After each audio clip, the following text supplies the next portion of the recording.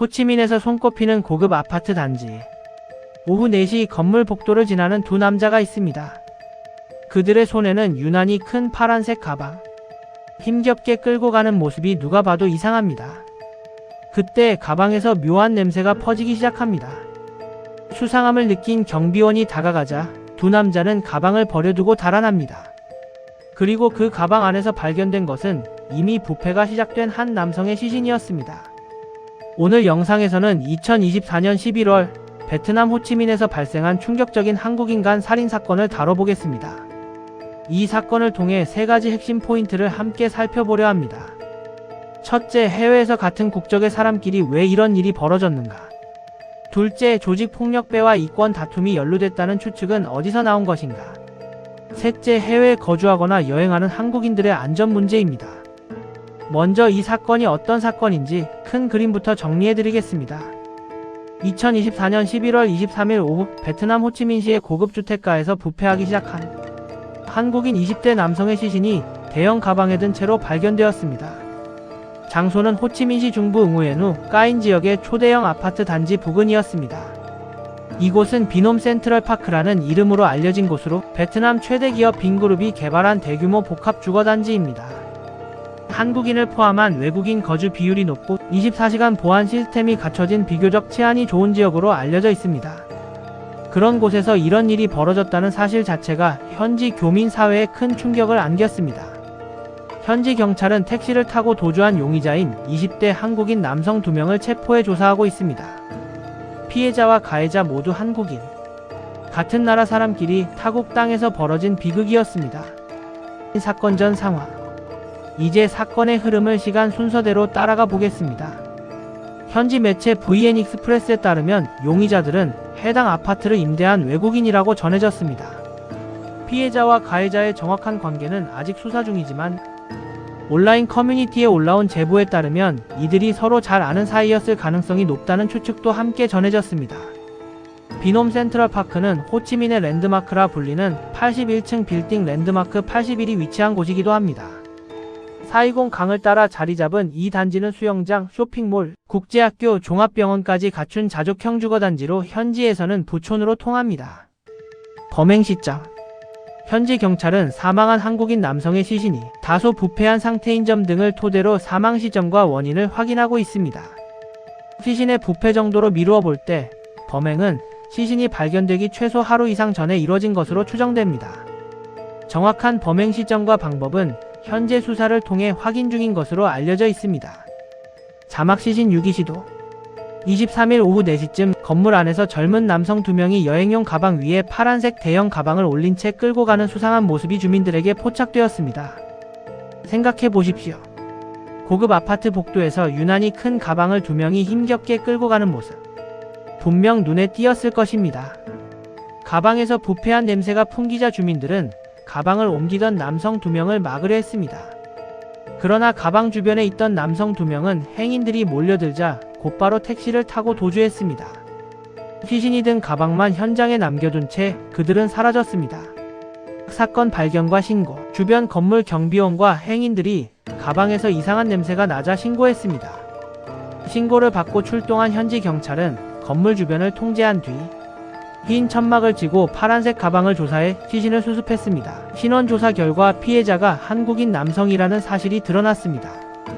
사건 발생 후 소셜미디어에는 건물 안에서 젊은 남성 2명이 여행용 가방 위에 파란색 대형 가방을 올린 채 끌고 가는 사진이 퍼졌습니다. 용의자 체포와 수사 현황. 현지 경찰은 전날 택시를 타고 도주한 용의자인 20대 한국인 남성 2명을 체포해 조사하고 있습니다. 외교부 당국자는 주호찌민 총영사관이 현지 공안과 긴밀하게 소통하고 있고 필요한 영사 조력을 제공할 예정이라며 현지에서 수사가 진행 중인 사안이어서 자세한 사항은 공개하기 어렵다고 전했습니다. 주호찌민 한국 총영사관은 이번 사건이 최근 동남아시아에서 급증한 온라인 사기 범죄 단체와 관련이 있는지도 확인할 계획이라고 밝혔습니다. 쟁점 1. 이권 조직 폭력배 연루 가능성. 이 사건이 알려지면서 온라인에서는 특정한 추측이 빠르게 퍼졌습니다. 제보자에 따르면 피해자의 상반신과 다리에 이레즈미, 즉 일본 야쿠자 스타일의 문신이 새겨져 있었다고 합니다. 도주한 용의자 2명 역시 문신을 한 젊은 한국인 남성들이었고, 이 때문에 조폭들 간의 이권 다툼이 범행 원인일 것이라는 추측도 함께 전해졌습니다. 물론 이것은 아직 확정된 사실이 아닙니다. 문신이 있다고 해서 모두 조직폭력배는 아니며 수사 결과가 나오기 전까지는 단정 지을 수 없습니다. 다만 베트남 호치민에서는 과거에도 한국인 간 살인사건에 국내 폭력 조직이 연루됐다는 보도가 있었습니다. 2020년 호치민에서 발생한 한 한국인 살인사건의 경우 범인으로 체포된 한국인 사업가가 단순 채무가 아닌 폭력 조직의 로비 자금 반환 독촉에 시달리다 극단적인 범죄를 벌였다는 사실이 뒤늦게 확인된 바 있습니다. 이번 사건도 그와 유사한 배경이 있는지 수사를 통해 밝혀져야 할 부분입니다. 쟁점이 해외에서의 한국인 범죄 왜 반복되는가? 여러분, 왜 이런 일이 해외에서 그것도 같은 한국인끼리 반복되는 걸까요? 베트남, 특히 호치민에는 사업, 유학, 은퇴 후 이주 등 다양한 목적으로 많은 한국인이 거주하고 있습니다.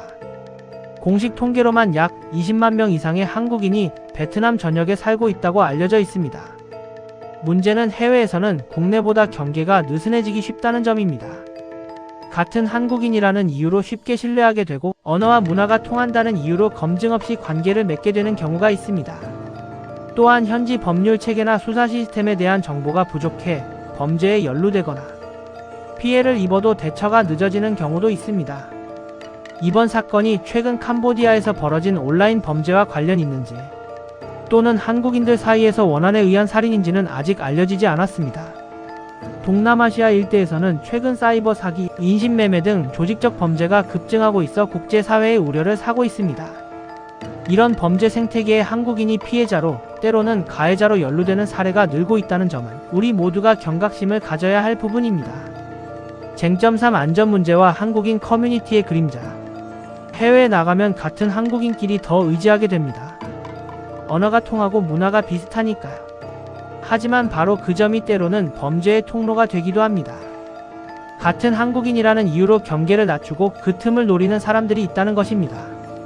호치민시 한인밀집 지역인 7군에서는 그 이전에도 한국인 남성이 교민 집에 침입해 강도살인 사건을 저질러 1명이 죽고 2명이 크게 다치는 사건이 발생한 바 있습니다. 이런 사건들이 반복되면서 현지 교민 사회는 불안에 떨고 있습니다. 동시에 한국인은 위험하다는 인식이 현지에 퍼지면서 성실하게 살아가는 대다수 교민들의 이미지까지 손상되고 있습니다. 한국인 커뮤니티가 서로를 지켜주는 울타리가 되어야 하는데 오히려 그 안에서 범죄가 발생하고 있다는 것. 이것이 이 사건이 던지는 가장 씁쓸한 메시지가 아닐까 싶습니다. 마무리. 오늘 살펴본 사건을 정리하면 이렇습니다. 베트남 호치민의 고급 아파트 단지에서 한국인이 한국인을 살해했습니다. 시신을 가방에 넣어 유기하려 했고 경비원의 눈을 피하지 못해 발각됐습니다. 용의자 2명은 체포되어 현지 경찰의 조사를 받고 있습니다. 돈과 이권이 걸린 순간 같은 국적이라는 것도 아무 의미가 없어지는 현실. 타국 땅에서 같은 말을 쓰는 사람에게 목숨을 잃어야 했던 피해자의 입장을 생각하면 참담한 마음이 듭니다. 여러분께 질문을 드리고 싶습니다. 해외에 나갈 때 같은 한국인이라는 이유만으로 상대를 믿은 적이 있으신가요? 혹은 해외에서 안전을 지키기 위해 어떤 수칙을 세워두고 계신가요? 댓글로 여러분의 생각을 나눠주시면 감사하겠습니다. 자막, 구독, 좋아요, 알림 설정. 오늘 영상이 도움이 되셨다면 좋아요와 구독, 알림 설정 부탁드립니다. 앞으로도 여러분이 알아야 할 사건, 사고를 차분하게 정리해드리겠습니다. 시청해주셔서 감사합니다.